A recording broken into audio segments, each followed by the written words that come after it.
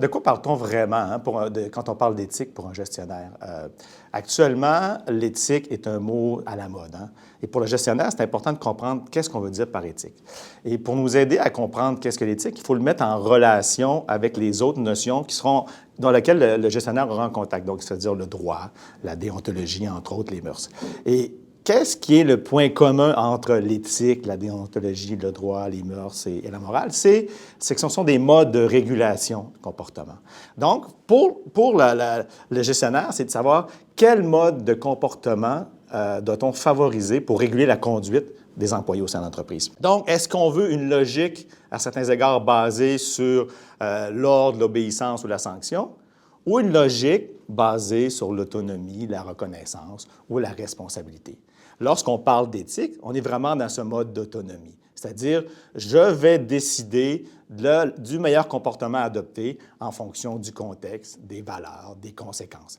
L'éthique, c'est ça, c'est une réflexion, c'est un questionnement éthique. Donc, pour le gestionnaire, c'est de trouver l'équilibre entre l'éthique et la conformité, donc la déontologie et le droit.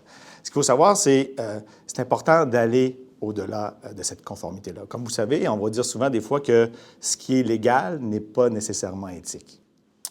Et une des façons de faire, c'est pour les organisations, parce que la plupart des organisations, les gestionnaires vont vouloir la plupart du temps imposer ces règles-là, de mettre en place des règles. Cette logique-là, on la sent beaucoup au sein des entreprises. Une des façons de se rapprocher davantage d'éthique, c'est ce que j'appelle mettre en place une conformité empreinte d'éthique. Oui, mettre des règles, oui, mettre des codes de déontologie, des codes d'éthique, mais impliquer les employés le gestionnaire impliquer les employés lorsqu'on fait ces codes-là de déontologie. Donc, les règles vont être moins imposées. Et même chose, s'assurer qu'on a un énoncé de valeur, donc faire participer les employés à cet énoncé de valeur-là. Donc, on pourra avoir une conformité empreinte d'éthique et une recherche d'équilibre le plus possible entre la conformité et l'éthique. L'un des grands défis des gestionnaires en matière d'éthique, c'est d'implanter cette culture, cette structure d'éthique-là. Pas juste l'aspect structure. L'aspect structure de l'éthique, c'est tout ce qui est code, règles, politiques, directives, mécanismes de surveillance, mais également implanter une culture, s'assurer qu'on arrive à cet équilibre entre la conformité et l'éthique. Mais au-delà de tout ça, pour le gestionnaire, son plus grand défi, ça sera d'être le leader éthique de son organisation. Donc, de faire preuve de leadership éthique. Si le gestionnaire ne fait pas preuve de ce leadership éthique-là, tout s'effondre. Dans le fond, parce que ça veut dire que le gestionnaire n'aura pas la crédibilité pour parler à ses employés d'éthique et ainsi de suite. Donc, de quoi on parle quand on parle de leadership éthique? Ça veut dire faire preuve d'exemplarité, donner l'exemple en parole et en geste, croire en la mission, en la vision, aux valeurs de l'organisation. Ça veut dire avoir un comportement éthique de manière constante, de faire preuve de transparence, transmettre des messages clairs, cohérents. Donc, vous voyez, être le leader éthique, c'est essentiel. Sans ce leadership éthique-là, on ne peut implanter cette culture et cette structure d'éthique. Mais par la suite, quand on parle de leadership éthique, on pourrait également dire que c'est tout ce qui est relié ce que j'appellerais le conseil éthique que peut donner un gestionnaire à un employé. Vous savez, lorsqu'un employé sera confronté à une situation de dilemme éthique, il va bien sûr soit faire sa propre réflexion éthique, mais souvent, le réflexe de l'employé, c'est d'aller voir son gestionnaire. Et ça veut donc dire que le gestionnaire doit être en mesure d'avoir ce réflexe éthique-là, d'être en mesure de bien accomplir une réflexion éthique. Donc, on tombe dans le domaine des compétences éthiques. Donc, ces compétences éthiques-là doivent être développées par le gestionnaire pour s'assurer de pouvoir aider l'employé lors de dilemme éthique. Mais ces compétences éthiques-là aussi doivent être également acquises par l'employé. C'est-à-dire qu'il faut être capable de développer ces réflexes éthiques-là, d'être capable naturellement d'avoir cette réflexion éthique-là. Donc, vous voyez, donc, cette implantation de culture éthique passe par le gestionnaire, mais également par l'employé. Le développement de compétences éthiques, donc, dans le fond, passe, vous l'aurez compris, par des programmes de formation.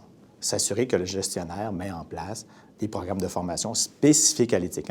Dans nos entreprises, des programmes de formation existent de toutes sortes, mais de s'assurer qu'on a de la formation spécifique sur l'éthique, mais pas juste sur l'éthique au sens générique, mais des formations sur la prise de décision éthique, sur les conflits d'intérêts, par exemple. Vous voyez, donc, c'est important que le gestionnaire amène ce programme de formation-là pour ses employés.